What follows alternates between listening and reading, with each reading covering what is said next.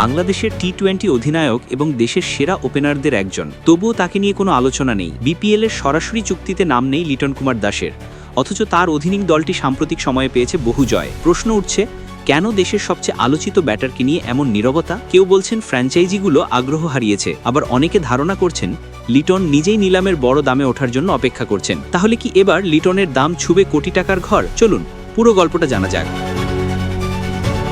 Bangladesh premier league BPL সবসময়ই ছিল তারকাদের মঞ্চ। প্রতি আসরে থাকে কে কত দামে দল পান সে নিয়ে ভক্তদের আগ্রহের শেষ নেই।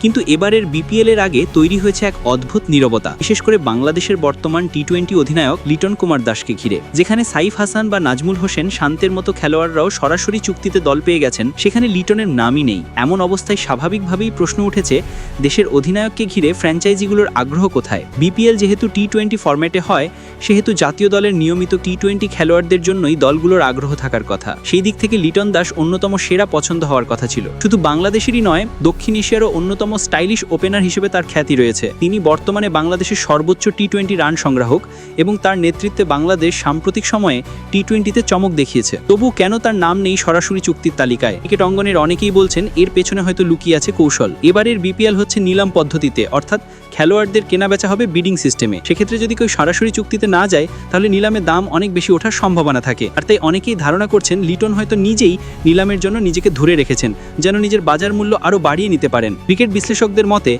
লিটনের মতো ব্যাটার সহজেই 50 লাখ টাকা বেস প্রাইসে নিলামে উঠতে পারেন। আর তার অভিজ্ঞতা, নেতৃত্ব গুণ ও বর্তমান ফর্মের উপর ভিত্তি করে তার দাম 3 থেকে 4.5 কোটি টাকা পর্যন্ত পৌঁছাতে পারে। তবে যদি সত্যি এমনটা ঘটে, তাহলে তিনি হবেন বিপিএল এর ইতিহাসে অন্যতম দামি ক্রিকেটার। এর বিপরীতে দেখা যাচ্ছে জাতীয় দলের বাইরে থাকা বা নিয়মিত টি-20তে না খেলা অনেক ক্রিকেটারই আগেভাগে সরাসরি চুক্তিতে দল পেয়ে গেছেন। ভক্তদের মধ্যে গুঞ্জন উঠেছে, ফ্র্যাঞ্চাইজিগুলো কি লিটনকে নিয়ে আগ্রহ হারিয়েছে, নাকি তিনিই এখনও নিজের সিদ্ধান্ত জানাননি? উল্লেখ্য, বিপিএল এর ইতিহাসে এটি হবে দ্বিতীয়বার নিলাম পদ্ধতিতে প্লেয়ার কেনাবেচা। সর্বশেষ এমনটা হয়েছিল 2013 সালে। এক যুগ পর আবারও ফিরছে সেই পদ্ধতি, ফলে ভক্তদের আগ্রহ এখন চরমে।